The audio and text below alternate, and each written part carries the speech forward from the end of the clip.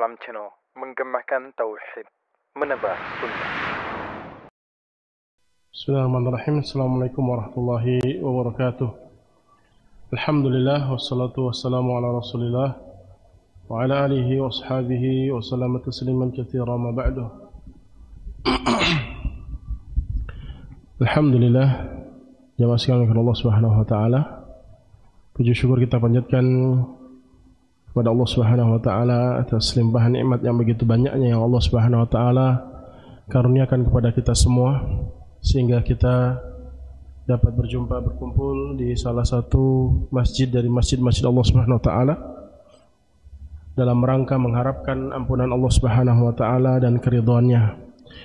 Oleh karena sebab itulah kita berusaha memaksimalkan semua yang kita miliki untuk menuntut ilmu agama agar kita mendapatkan kemuliaan, kebahagiaan di dunia saat ini kelak pula di akhirat. Amin ya rabbal alamin.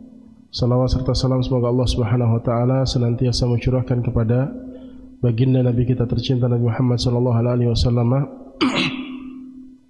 Yang kita bersyukur pada Allah Subhanahu wa taala, Allah Subhanahu wa taala jadikan kita semua salah satu pengikut setia Nabi Muhammad sallallahu alaihi wasallam yang terus kita berusaha mempelajari dan mengamalkan sunnah-sunnah Nabi Muhammad sallallahu alaihi wasallam sehingga kita dapat berjumpa berkumpul bersama beliau sallallahu alaihi wasallam di syurga yang tertinggi. Amin ya rabbal alamin.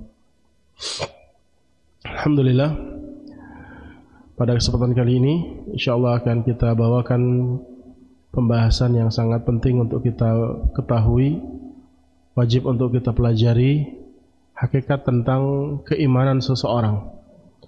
Bagaimana seorang itu seharusnya menjadi seorang yang betul-betul beriman kepada Allah Subhanahu wa taala agar dia betul-betul mendapatkan hidayah dari Allah Subhanahu wa taala adalah dia berusaha untuk menjalankan segala bentuk ataupun konsekuensi bukti dari keimanan dia kepada Allah Subhanahu wa taala. Maka Allah Subhanahu wa taala memberikan banyak keterangan, memberikan banyak penjelasan di dalam Al-Qur'an. Begitupun Nabi kita tercinta sallallahu alaihi wasallam menjelaskan banyak sekali perkara bagaimana seorang mukmin belajar untuk menjadi hamba-hamba Allah Subhanahu wa taala sampai kepada derajat tingkatan keimanan kepada Allah Subhanahu wa taala. Yaitu tema yang akan kita angkat pada kesempatan kali ini adalah fitnah bagi orang-orang yang beriman. Fitnah bagi orang-orang yang beriman. Di dalam Al-Quran Allah Subhanahu wa ta'ala menjelaskan banyak tempat tentang kalimat fitnah. Fitnah memiliki 12 makna yang disebutkan oleh para ulama sesuai dengan apa yang Allah sebutkan di dalam ayat-ayat Al-Quran dan hadis-hadis Nabi Sallallahu Alaihi Wasallam. Jadi kata fitnah, jikalau kita terjemahkan di dalam bahasa Indonesia, maka maknanya hanya satu, kebohongan. Maknanya hanya satu, kebohongan. Tuduhan-tuduhan tanpa bukti. Ternyata di dalam syariat, di dalam Al-Quran, di dalam hadis-hadis Nabi Sallallahu Alaihi Wasallam, kata fitnah memiliki banyak arti. Ada 12. Salah satunya adalah yang pertama, fitnah bisa dipahami dengan makna kesyirikan. Sebagaimana firman Allah SWT di dalam surat Al-Baqarah, 2 tempat Allah katakan al-fitnatu asyaddu minal qatli atau al-fitnatu akbaru minal qatli. Fitnah itu lebih besar dosanya daripada pembunuhan. Maka fitnah di sini bukan fitnah yang artiannya adalah bahasa Indonesia atau makna yang kita pahami di dalam bahasa kita. Tapi fitnah di dalam ayat ini tafsirannya adalah kesyirikan, kekufuran, kekafiran. Jadi seorang yang menyekutukan Allah Subhanahu wa taala, seorang yang beribadah kepada selain Allah Subhanahu wa taala, maka dosanya lebih besar daripada dosa membunuh sesama makhluk Allah Subhanahu wa taala, membunuh orang lain. Karena dia menjadikan tandingan selain Allah Subhanahu wa taala. Tentu dosanya lebih besar. Jadi fitnah di sini bukan maknanya fitnah yang dimaksudkan di dalam bahasa kita, tapi fitnah di sini adalah kesyirikan. Yang kedua, fitnah juga bisa dipahami artian fitnah adalah adab. Adab atau siksaan. Adab atau siksaan. Fitnah juga diterjemahkan di dalam ayat Al-Quran artinya siksaan ataupun adab, sebagaimana yang Allah katakan di dalam surat Al-Anfal ayat 22, Allah Subhanahu wa taala 24, Allah Subhanahu wa taala katakan wattaqu fitnatal la tusibanna alladzina zalamu minkum khassah wa'lamu annallaha syadidul iqab. Dan berhati-hatilah kalian semua, waspadalah atau bertakwalah kalian semua atas fitnah yang akan menimpa kalian, yang tidak hanya dikhususkan kepada orang-orang yang zalim saja. Makna fitnah di sini adalah adab, siksaan. Jadi berhati-hatilah kalian semua wahai umat manusia dari siksaan adab yang Allah timpakan kepada kalian, yang siksaan tersebut tidak hanya ditimpakan kepada orang-orang zalim saja. Maksudnya adalah ketika Allah SWT menimpakan adabnya, siksaannya di sebuah negeri, di sebuah kampung, oleh karena sebab ada orang-orang yang melakukan kezaliman di tempat tersebut, banyak kezaliman misalkan. Tapi kan gak semua, ada juga orang-orang yang soleh, orang-orang yang baik, orang-orang yang tidak melakukan kezaliman. Maka Allah timpakan adabnya tidak memilih hanya khusus kepada yang dolim-dolim saja, tidak, semuanya terkena musibah tersebut, terkena adab tersebut. Ya, karena bisa jadi orang-orang soleh yang di tempat tersebut tidak menegakkan agama Allah Subhanahu wa taala, tidak mendakwahkan kebenaran, membiarkan kemungkaran merajalela di tempat tersebut, sehingga Allah timpakan siksaannya menyeluruh. Semuanya merasakan, semuanya merasakan. Maka makna yang kedua fitnah yang dimaksudkan dalam ayat ini adalah siksaan adab Allah Subhanahu wa taala. Ketiga, makna fitnah di dalam ayat-ayat Al-Quran ataupun hadis-hadis Nabi SAW adalah pertanyaan.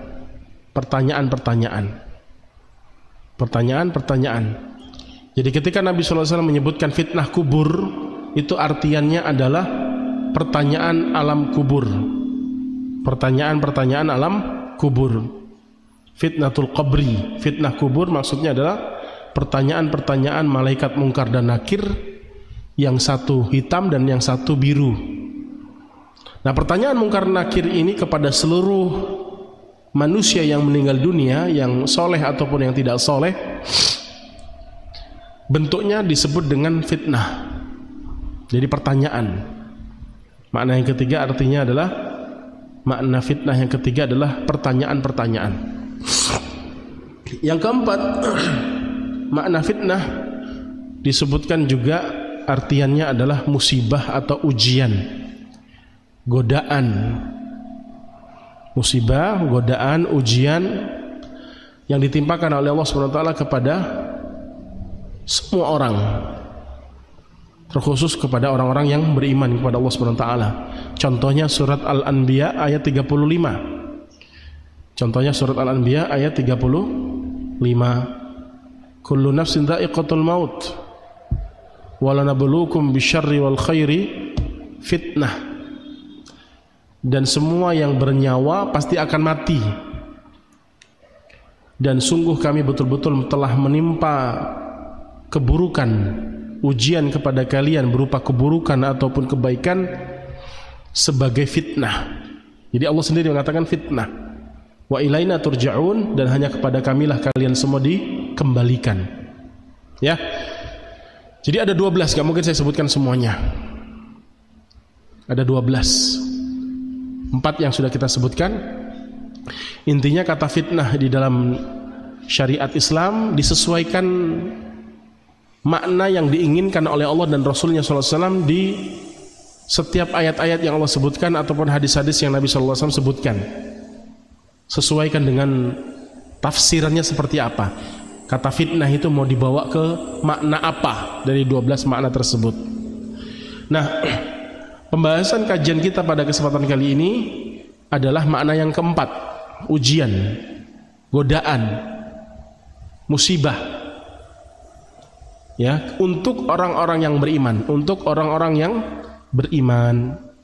Jadi, tanda keimanan seseorang, bukti keimanan seseorang, kelayakan seseorang dikatakan seorang muslim yang betul-betul beriman, pasti dia akan diuji, pasti dia akan digoda, diberikan bala. Diberikan apa? Bala. Semakin besar ujian seseorang, semakin besar musibah yang Allah timpakan kepada seseorang, semakin berat, semakin banyak, maka semakin besar pula keimanannya, menunjukkan semakin besarnya keimanan dia kepada Allah SWT jikalau dia lulus di setiap ujian-ujiannya. Maka jangan pernah merasa aman, jangan pernah merasa tentram, damai. Kalau hanya sekedar berharap kepada Allah tidak masalah. Tapi ketahuilah bahwasanya semua perkara kehidupan kita ini pasti semuanya mengandung ujian, kita sadari atau tidaknya. Kita sadari atau tidaknya. Yang pertama, Allah Subhanahu wa taala menguji seluruh manusia yang kafir ataupun yang kaum mukminin, orang-orang yang beriman, semuanya tanpa terkecuali, semua manusia pasti akan diuji oleh Allah Subhanahu wa taala. Bahkan kehadiran kita di muka bumi ini, bahkan Allah ciptakan alam semesta bumi ini, kehidupan di dunia ini diisi dan diliputi oleh Allah Subhanahu wa taala dengan segala macam bentuk ujian, dengan diliputi dengan segala macam bentuk fitnah. Allah Subhanahu wa taala katakan di dalam surat Al-Mulk ayat 1-2, Tabarakalladzi biyadihil mulku wa huwa ala kulli syai'in qadir, alladzi khalaqal mauta wal hayata liyabluwakum ayyukum ahsanu amala. Allah lah satu-satunya zat yang telah menciptakan kematian dan yang menciptakan kehidupan. Ada yang mati, ada yang hidup. Ada yang mati, ada yang hidup. Ada yang mati, ada yang lahir. Terus bersilih gantinya kehidupan, cerita, kisah keturunan anak Adam di muka bumi ini. Kematian dan kehidupan, kematian dan kehidupan. Itu pasti. Itu akan terjadi. Nah, dari ciptaan Allah Subhanahu wa taala ini yang Allah jadikan kematian dan kehidupan, ada tujuan yang Allah ingin sampaikan kepada kita semua di dalam ayat ini. Liyabluwakum, untuk menguji kalian. Untuk menguji kalian. Untuk memberikan cobaan kepada kalian. Ayyukum, siapakah yang paling di antara kalian yang paling ahsanu amala, yang paling baik orangnya, yang paling baik amalannya, yang paling soleh, yang paling bertakwa, yang paling beriman kepada Allah Subhanahu wa taala. Jadi tujuannya itu. Ini ayat maklum tidak dikhususkan hanya kepada orang-orang yang beriman. Begitupun juga tadi surat Al-Anbiya ayat 35 umum juga maknanya. Kullu nafsin dha'iqatul maut, semua manusia, semua yang bernyawa pasti akan mati. Walanabluukum bisyarri wal khairi fitnah, dan pasti kami uji seluruh manusia berupa kebaikan ataupun keburukan. Ini pertama. Jadi semua seisi dunia ini isinya dunia. Nanti saya sebutkan contoh-contohnya di akhir pembahasan. Nanti saya akan sebutkan contoh-contohnya di akhir pembahasan. Jadi yang pertama, ketika kita lahir ke muka bumi ini, di detik-detik pertama kita lahir di muka bumi ini, pada saat itulah kita menghadapi ujian. Sampai kita meninggal dunia, bahkan di alam kubur, sampai dengan masuk surga Allah Subhanahu wa taala, kita terselamatkan dari segala macam bentuk ujian-ujian ataupun fitnah. Itu yang pertama. Ya, kedua, ketika seorang yang betul-betul beriman memilih jalan untuk bertakwa, memilih untuk menjadi orang yang baik, memilih untuk menjadi orang yang soleh, maka ujiannya tidak malah diringankan oleh Allah SWT. Jangan dikira orang yang beriman itu aman-aman saja. Banyak cobaan yang akan Allah berikan kepadanya. Kalau harapan tidak masalah, kita minta keamanan dari Allah SWT tidak masalah. Tapi realitanya konsekuensi dari keimanan seseorang pasti akan mendapatkan dan mengalami banyak cobaan-cobaan ataupun ujian-ujian. Dalilnya di dalam surat Al-Ankabut ayat 1, 2 dan 3. Allah Subhanahu wa taala katakan, Alif Lam Mim. Ahasiban nasu ayyutraku ayyaqulu amanna wa hum la yuftanun. Kenapa manusia itu mengira? Kenapa manusia itu mengira mereka dibiarkan begitu saja untuk mengucapkan kami telah beriman, padahal mereka belum diuji. Makna ayat ini adalah banyak. Salah satunya adalah Allah Subhanahu wa taala mempersyaratkan orang yang betul-betul beriman itu tidak hanya sekedar omon-omon saja atau hanya sekedar perkataan saja, tapi butuh yang namanya bukti amalan. Apakah dia betul-betul beriman ataukah sebaliknya? Ada konsekuensi yang harus dia lakukan. Cara Allah Subhanahu wa taala membuktikan keimanan seseorang bahwasanya dia betul-betul layak untuk menjadi seorang yang beriman adalah Allah mengatakan di akhir ayat tersebut, difitnah. Walaqad fatanna alladziina min qablihim fala ya'lamanna Allahu alladziina shadaqu wa la ya'lamanna al-kadzibin. Dan sungguh kami telah memberikan cobaan, ujian kepada orang-orang sebelum mereka. Dalam artian semua manusia diuji oleh Allah Subhanahu wa taala. Sehingga Allah melihat siapakah yang betul-betul beriman dan siapakah yang berbohong di atas keimanannya, hanya sekedar perkataan saja. Ya, jadi ayat ini menunjukkan bahwasanya konsekuensi seorang yang menjadi siap atau telah menjadi seorang yang beriman pasti akan diberikan bala, diberikan ujian yang banyak. Kemudian Al-Imam Ibnu Katsir ketika mentafsirkan ayat ini, beliau menyebutkan dan menukilkan sabda Nabi SAW yang sangat terkenal, hadis yang sahih. Kata beliau SAW, Inna asyaddan nasi bala'an al-anbiya. Sesungguhnya bala, cobaan, musibah, ujian yang paling berat dari seluruh manusia ini yang pernah Allah timpakan adalah kepada para nabi. Karena para nabi dan para rasul tentunya orang yang paling baik, orang yang paling soleh, orang yang paling tinggi keimanannya. Sehingga wajar Allah SWT memberikan cobaan yang sangat berat kepada mereka yang Allah tidak berikan kepada selain para nabi, menyesuaikan kadar keimanan masing-masing.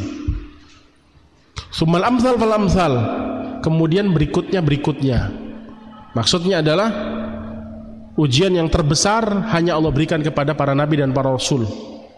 Kemudian orang-orang yang semisal keimanannya dengan para nabi, yang di bawah kadarnya para nabi, maka menyesuaikan ujian tersebut dengan kadar keimanan mereka masing-masing.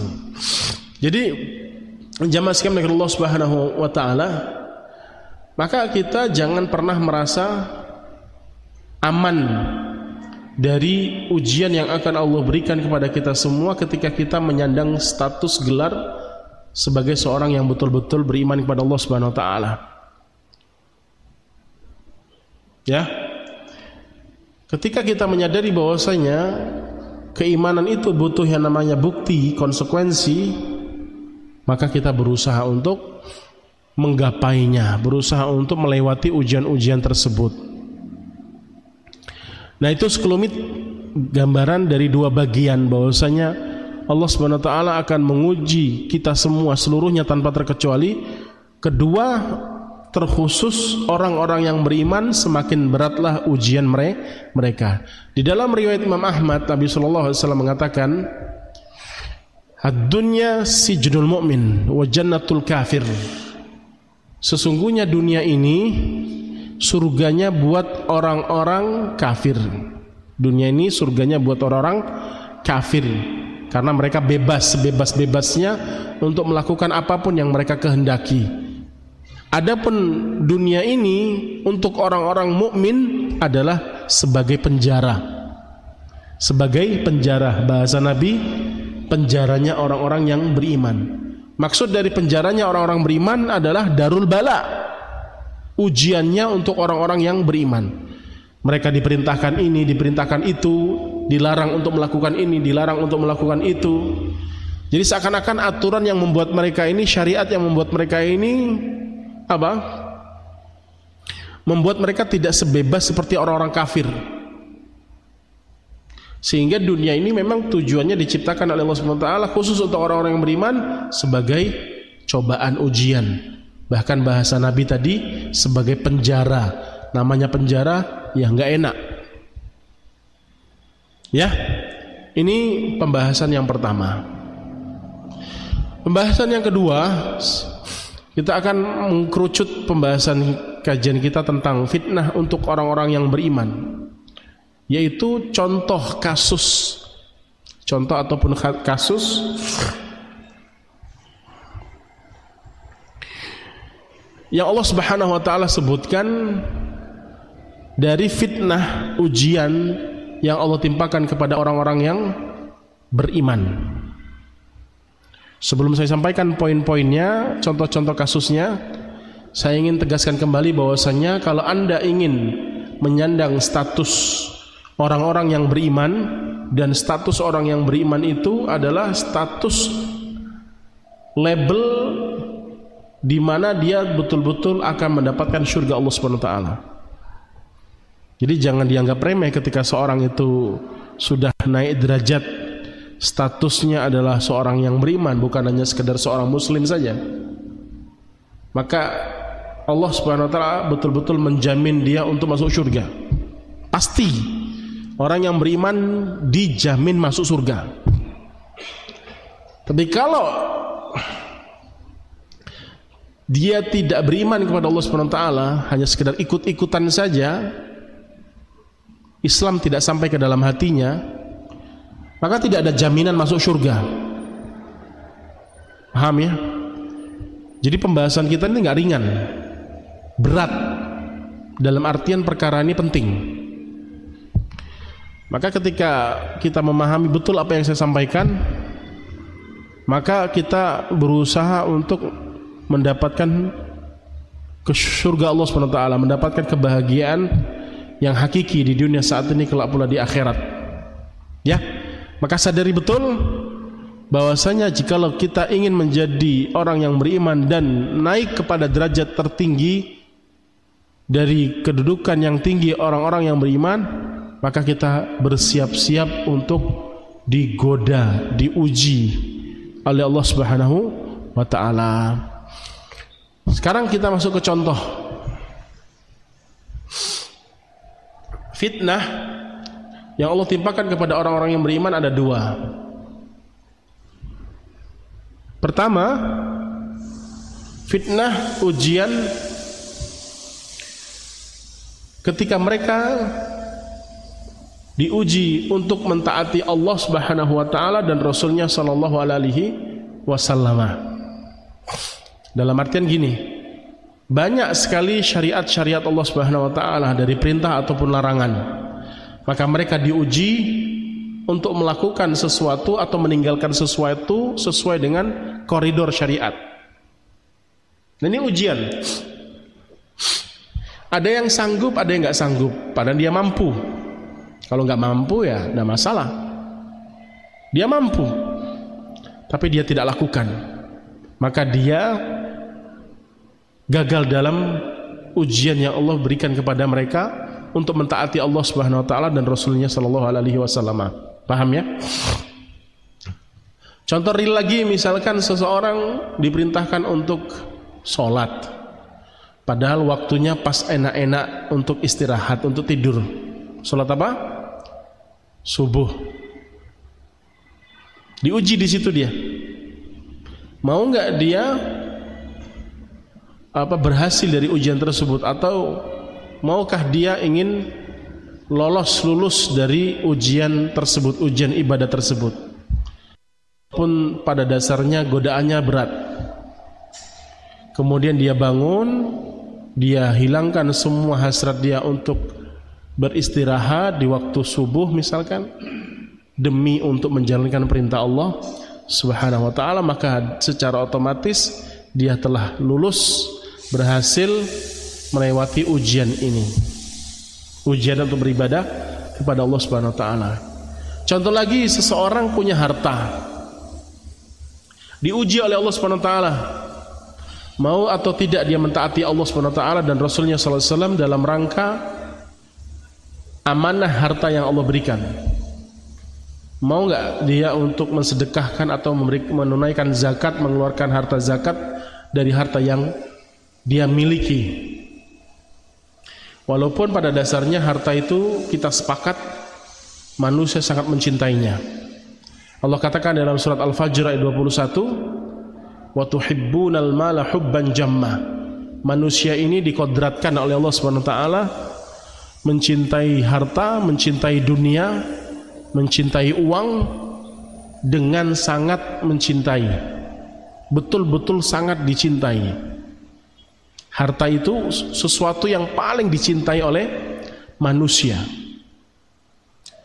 Kemudian Allah perintahkan untuk mengeluarkan harta tersebut, yang pada dasarnya yang mendapatkan manfaat kebaikan harta yang dia miliki bukan dia, karena dia sedekahkan. Kemudian dia sedekahkan, kemudian dia keluarkan zakatnya, mau menunjukkan dia lolos dari ujian harta untuk mentaati Allah dan Rasulnya sallallahu alaihi wasallam. Iya kan?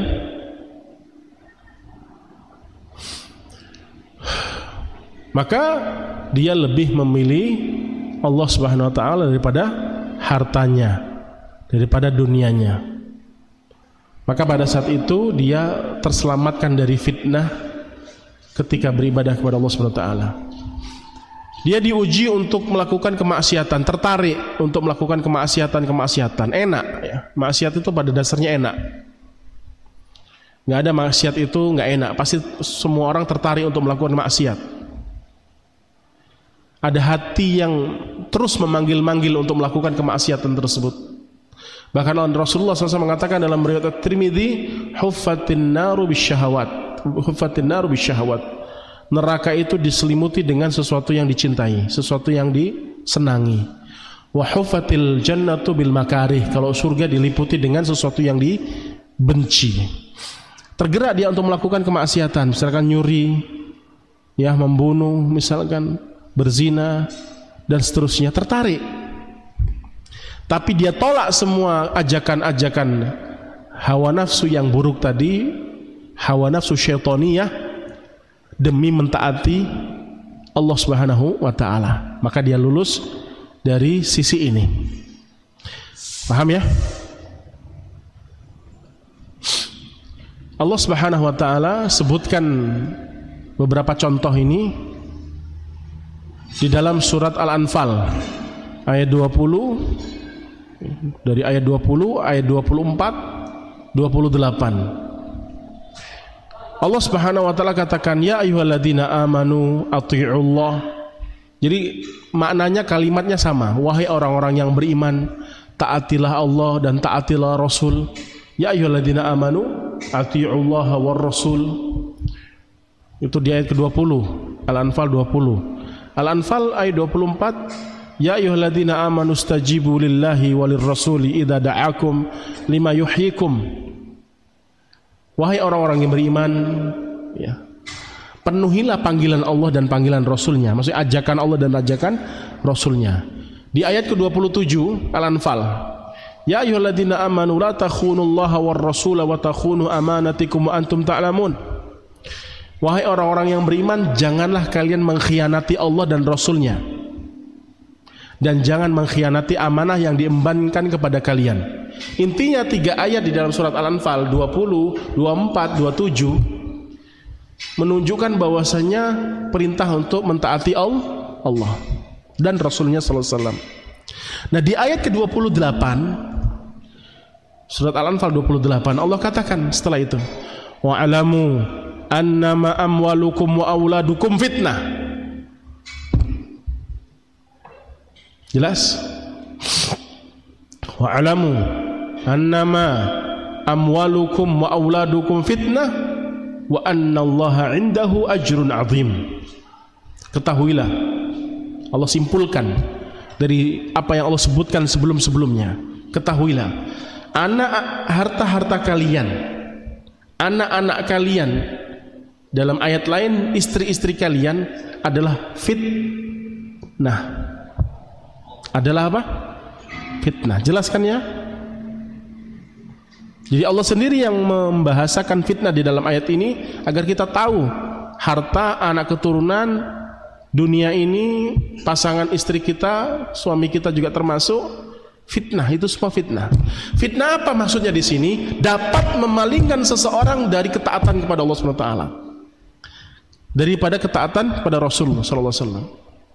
Bisa jadi harta kita, anak keturunan kita, keluarga kita dapat memalingkan kita untuk mentaati Allah dan Rasulnya SAW. Contoh yang terkenal, Abu Thalib, paman Nabi SAW.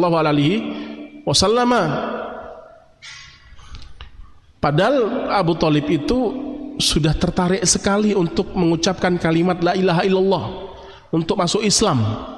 Bahkan beliau terdepan membela ponakannya Nabi Muhammad bin Abdullah SAW, semangat membela Nabi Muhammad SAW.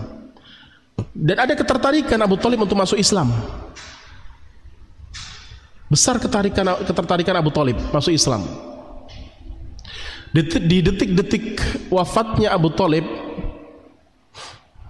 paman Nabi SAW, belum masuk Islam kan ya, Nabi katakan kepada Abu Thalib, ya ammi, qul la ilaha illallah, wahai pamanku, ucapkan, ringan ya, la ilaha illallah, ringan, kalimat yang tidak perlu banyak kita tulis, satu kalimat ringan, tiada Tuhan yang berhak disembah kecuali Allah, sudah itu aja. Wahai pamanku, ucapkan kalimat ini, uhajulaka indallah, aku akan bela engkau di hadapan Allah nanti pada hari kiamat. Ketika Abu Thalib ingin mengucapkan kalimat ini, ternyata ada Abul Hakam. Abul Hakam itu nama aslinya, gelar yang digelarkan oleh Rasulullah SAW, Abu Jahal. Abu Thalib, anasita dinana wa dina abaina. Gampang omongannya Abu Jahal. Wahai Abu Thalib, kamu lupa agama yang diwariskan oleh nenek-nenek kita, bapak ibu kita? Hah? Jangan ngomong kayak gitu. Akhirnya nggak jadi, meninggal dunia. Allahu Akbar. Apa sih beratnya mengucapkan la ilaha illallah, kecuali memang hatinya sudah mati, lebih besar kecondongannya kepada keluarga. Banyak yang seperti itu, gak sedikit. Seorang lebih memilih hartanya, seorang lebih memilih keluarganya daripada agama Allah Subhanahu wa taala. Gak sedikit, banyak. Apalagi harta. Tahu ini haram, gak boleh, nah, dilanggar. Karena kenikmatan duniawi yang sesaat, padahal Allah larang, gak boleh. Cara cari uang yang seperti ini gak boleh. Karena dunia menggiurkan, ya, membuat seorang lalai, akhirnya apa? Jauh dari Allah. Makanya Allah katakan tadi, a'lamu annama amwalukum wa auladukum fitnah. Paham? Ini yang pertama, bentuk fitnah yang Allah timpakan kepada semua manusia, terkhusus orang-orang beriman, dari sisi ibadah. Kedua, bentuk fitnah yang Allah timpakan kepada kita semua, sesama makhluk, sesama hamba, sesama manusia. Istri memfitnah suaminya, suami memfitnah istrinya. Ingat, fitnah di sini bukan maksudnya fitnah yang kita pahami di dalam bahasa Indonesia, bukan. Apa tadi? Ujian, cobaan. Anak memfitnah orang tuanya, orang tua memfitnah anaknya. Antar saudara saling memfitnah. Tetangga saling memfitnah. Dimanapun kita berada pasti ada fitnah di situ, ada godaan di situ, ada cobaan di situ.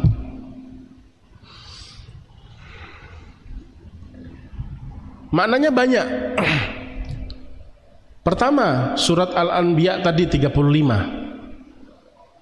Allah katakan, Allah pasti akan uji kalian dengan keburukan dan kebaikan. Fitnah, sebagai fitnah. Apa maksudnya? Allah uji dari keburukan dan kebaikan. Keburukan itu banyak. Kekurangan harta, kesusahan, kesedihan, ketakutan, kekhawatiran, akhlak buruk yang dilakukan oleh orang lain kepada kita, kedoliman orang lain yang ditimpakan kepada kita, keburukan istri kita, keburukan suami kita, keburukan orang tua kita, keburukan anak-anak kita, itu pasti. Sebaik apapun seseorang yang kita cintai, sebaik apapun, pasti ada sisi buruknya. Orang yang paling kita sayangi istri kita, suami kita, anak-anak kita, kedua orang tua kita, sangat loyal kepada kita, pasti ada sisi gelapnya, pasti ada sisi buruknya yang akan diberikan kepada kita, yang jikalau kita gagal menyikapi semua keburukan yang ada pada keluarga kita, maka kita tidak termasuk orang-orang yang beriman. Gak pantas kita menyandang sebagai orang yang beriman. Apalagi orang-orang jauh, tetangga, karib kerabat, orang-orang di luar sana, di jalanan, yang salah dia yang lebih marah, dia yang lebih ganas. Gak sedikit kan seperti itu. Bagaimana kita menyikapinya? Sabar. Ya sudah Pak, kita selesaikan baik-baik saja, tidak perlu marah-marah. Kalau Bapak tidak mau baik-baik, kita ke kantor polisi saja. Tergantung nanti apa kata Pak polisi. Sudah selesai. Lulus kita ujian dari ini. Tidak perlu nak marah-marah juga. Dia ngajak begucuk, kita juga ladenin. Sudah biarin. Gak lulus kita, bukan orang yang beriman. Sabar-sabar aja. Kecuali sudah membahayakan jiwa, barulah kita bela diri. Sifatnya bela diri, bukan memulai. Istri kita, ya pasti banyaklah kebaikannya. Kadangkala dia melakukan kesalahan yang menyakiti hati kita. Bisa nggak kita bersabar? Tidak bisa. Maka tidak pantas kita menyandang gelar seorang mukmin. Kalau kita bisa bersabar atas godaan istri kita, anak-anak kita, bapak ibu kita, saudara-saudari kita, bersabar, kita berusaha untuk berbuat baik, maka pada saat itu kita akan lulus, pantas untuk mendapatkan gelar orang-orang yang beriman, yang pantas untuk mendapatkan surga Allah Subhanahu wa taala. Allah Subhanahu wa taala, jadi apa yang saya sebutkan ini berdasarkan firman Allah Subhanahu wa taala di dalam surat Toha ayat 123. 123. Toha 123. Al-A'raf banyak ya, 11 sampai 27. Al-Baqarah 30 sampai 40. Tidak sedikit. Ketika Allah Subhanahu wa taala mengeluarkan Nabi Adam dari surga dan Hawa, bapak ibu kita kan Nabi Adam dan Hawa, keluar dari surga, Allah katakan apa? Qala bita minha jami'a. Kata Allah Subhanahu wa taala kepada mereka, Nabi Adam dan Hawa, keluarlah kalian berdua. Perhatikan, keluarlah kalian berdua. Di situ ada kata berdua. Kalau kita paham bahasa Arab, di situ ada kalimat keluarlah kalian berdua. Ya. Ba'dukum li ba'din adu. Sebagian kalian di atas sebagian lainnya atau dengan yang lainnya akan bermusuhan. Bermusuhan di sini ya tidak harus bermusuhan untuk berkelahi, untuk berperang, enggak harus. Ya terlihatnya teman tapi saling memberikan cobaan dari keburukan masing-masing. Allah SWT ketika mengucapkan kalimat ini, keluarlah kalian berdua. Pertama kali yang Allah sebutkan, yang Allah peringatkan kepada Nabi Adam dan Hawa apa? Hati-hati kalian semua wahai Nabi Adam dan Hawa. Apalagi Allah bahasakan kalian berarti keturunannya nanti. Kita ini masing-masing kalian akan bermusuhan. Masing-masing kalian apa? Akan bermusuhan, akan bertengkar, akan berkonflik, saling menggoda, saling memberikan keburukan. Yang ingin kita soroti adalah pertama kali yang Allah peringatkan kepada Nabi Adam masalah ini. Baru setelah itu fa imma ya'tiyannakum minni hudan famanittaba'a hudaya fala yadhillu wa la yashqa. Baru Allah sebutkan tentang hidayah Allah, tentang ajaran Allah Subhanahu wa taala. Nah, ini contoh dan ayat yang semisal tidak sedikit, banyak. Allah bahasakan musuhan. Allah bahasakan apa? Musuhan. Nah, musuhan di sini itu tadi. Terkadang dia melakukan keburukan kepada kita, bagaimana kita menyikapinya? Jika kita sabar, menerima, dapat menasihatinya, membimbingnya, mendidiknya, mengajarkan kebaikan kepadanya, nah ini baru orang beriman. Ini baru orang beriman. Jadi orang sekarang itu bukan sekarang, mulai dari zaman dahulu. Makanya Allah katakan tadi di dalam surat Al-Ankabut, kenapa manusia mengira, maksudnya cukup untuk jadi orang beriman itu cukup dengan mengatakan aku beriman kepada Allah, kitab-kitab Allah, malaikat-malaikat Allah, utusan-utusan Allah, hari akhir, takdir baik buruk. Dan itu baik. Sekedar mengatakan ucapan iman, ternyata tidak semudah itu, tidak semudah membalikkan tangan. Sekali lagi, apa yang saya sampaikan pada kesempatan kali ini adalah usaha kita untuk mendapatkan surga Allah SWT. Karena surga tidak mungkin diraih oleh orang-orang yang tidak beriman. Tidak mungkin. Nah, untuk mencapai keimanan itu tidak gampang. Ada konsekuensi-konsekuensinya. Orang-orang munafik di zaman Nabi SAW belajar sholat sama Nabi, duduk ngaji kajian bareng, dengerin kebaikan yang disampaikan oleh Nabi sallallahu alaihi wasallam. Yang terlihat paling loyal kepada Nabi Muhammad sallallahu alaihi wasallam. Allah hukum mereka masuk dalam neraka jahanam dalam surat An-Nisa. Innal munafiqina fid darkil asfali minan nar. Nerakanya yang paling panas, yang paling bawah. Padahal mereka sholat, padahal mereka beribadah, haji bareng, zakat dan seterusnya. Ternyata mereka masuk neraka. Kenapa? Apa yang mereka lakukan dari ibadah kebaikan-kebaikan tadi tidak sampai ke dalam hati. Kebohongan yang mereka tampakkan seperti itu. Sebenarnya pembahasan ini panjang, saya cukup sampai di sini. Kayak saya juga kurang enak badannya, masih belum fit banget. Saya cukup sekian, dan apa yang sudah saya sampaikan ini sebenarnya sudah sangat padat sekali. Sangat gamblang, sangat jelas. Tolong diperhatikan semuanya, betul-betul kita paham betul, agar kita betul-betul menjadi seorang yang beriman kepada Allah SWT, sehingga kita pantas untuk mendapatkan surga Allah SWT, mendapatkan ampunan Allah SWT, mendapatkan kebahagiaan, kebaikan di dunia saat ini, kelak pula di akhirat. Ya, amin ya rabbal alamin. Silakan jika ada yang ingin ditanyakan.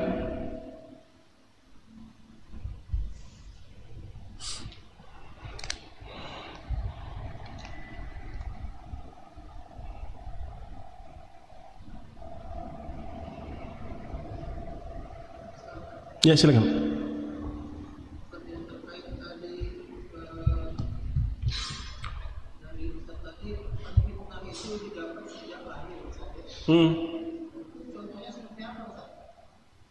Ya. Baik.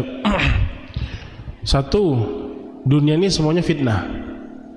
Ya. Dua, contoh realnya ketika seorang bayi lahir itu sudah diberikan fitnah. Apa bentuknya? Syaitan langsung menyambutnya dengan gembira. Di sini digoda, walaupun dia masih bocil, ya masih bayi, yang tentunya dosa sebesar apapun yang dilakukan anak bayi sampai dia balik, sampai sebelum balik, gak dianggap. Tapi intinya fokus kita adalah sudah mulai diuji. Jadi syaitan itu, kata Nabi SAW, ketika anak Adam lahir, bayi lahir, syaitan langsung menyambutnya.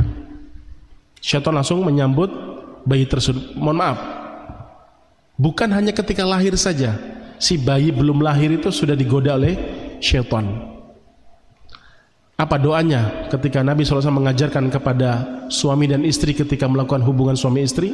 Ini bayi belum ada wujudnya, masih proses bertemunya antara bapak ibunya, istilahnya gitu. Apa doanya? Bismillahi Allahumma janibna syaitan wa janibi syaitan lima rozaqtana.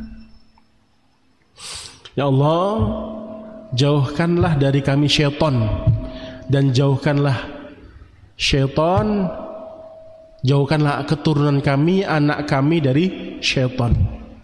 Apa yang kau rezekikan, maksudnya anak, jauhkan dia.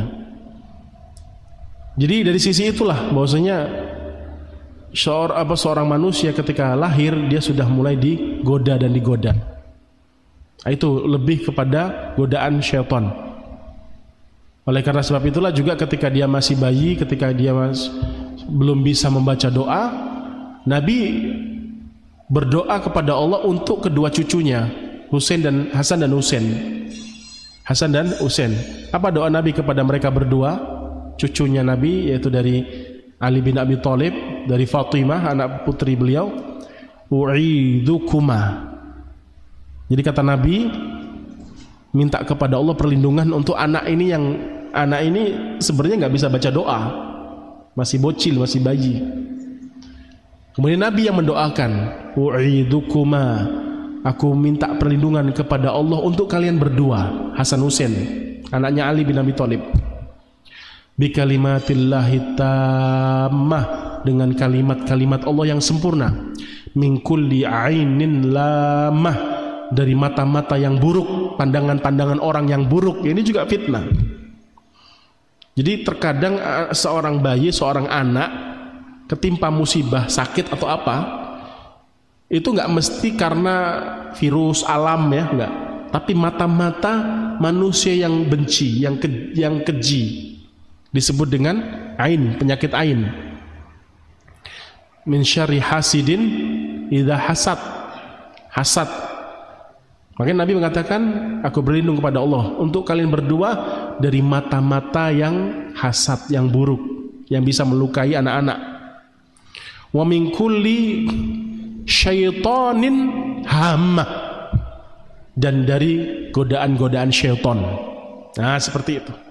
Ya. Sampai meninggal dunia jangan dikira selesai fitnah itu, masih belum. Sampai di alam kubur kita akan merasakan banyak fitnah. Barulah ketika masuk surga selesai.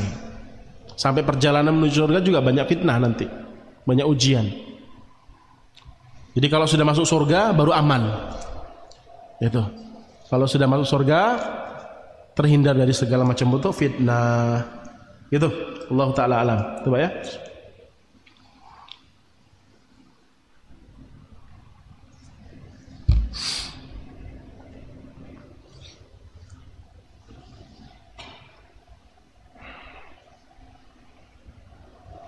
Rakyat menguji pemerintahnya, pemimpin pemerintah menguji rakyatnya, kan banyak ya.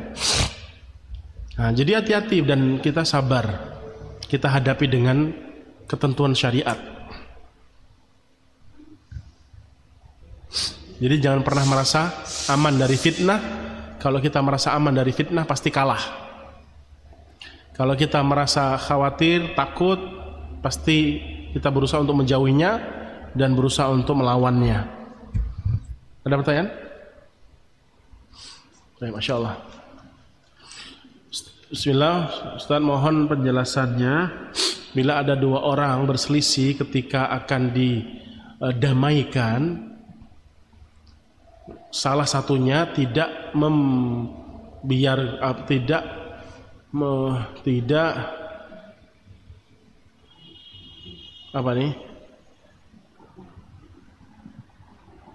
tidak mau bertegur, tidak mau membaur ya, atau berbaikan,